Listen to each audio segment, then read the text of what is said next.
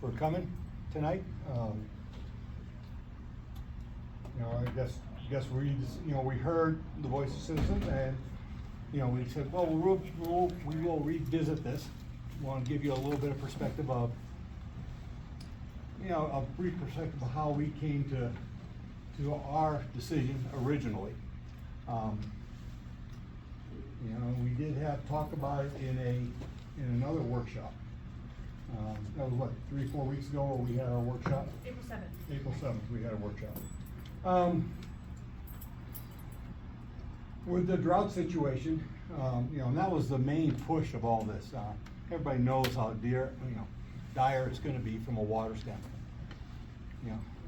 I could probably make a case that, most of the water we put out there eventually runs back into the Arkansas.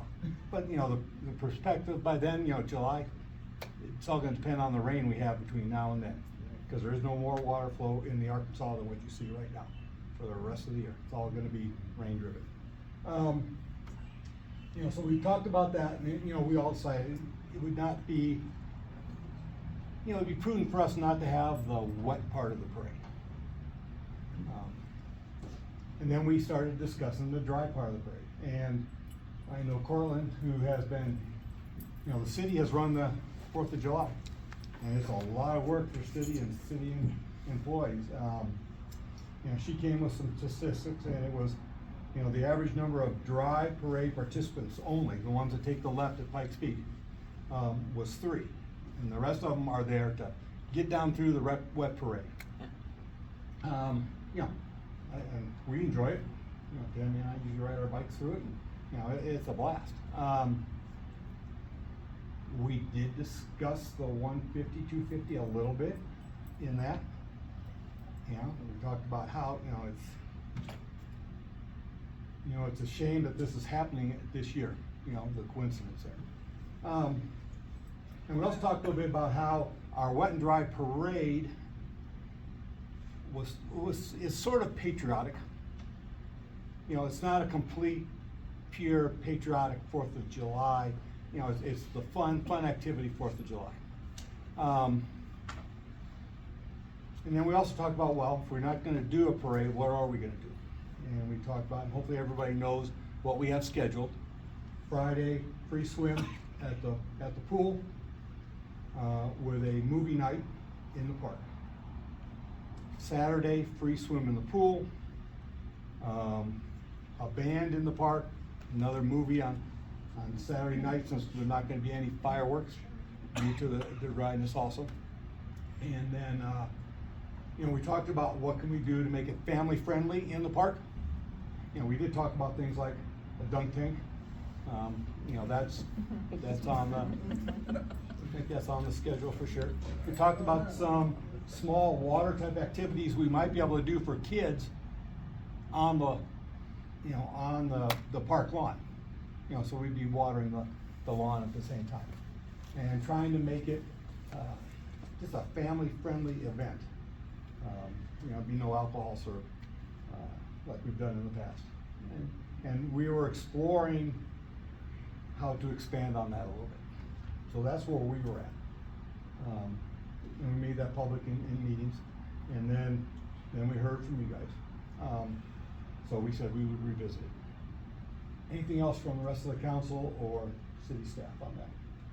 Well, I'm gonna iterate what you said. I've participated in the rec parade and have a great time.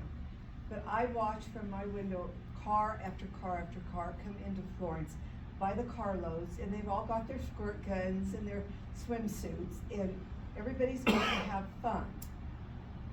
So it's basically, that's why everybody comes, is for the wet part of the parade. In order to have the dry part of the parade, we really would have to have participants, more than 3 people. I think, if that's what you are really wanting, then try to get some bands to come down. Let's make floats. Let's do things to make the parade a parade, because this is a year to celebrate.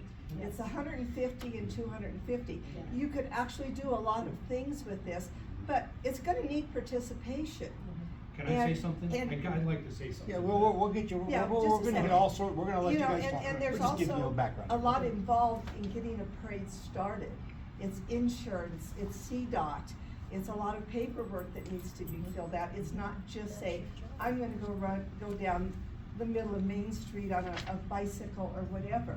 You know, take your Apple Day parade.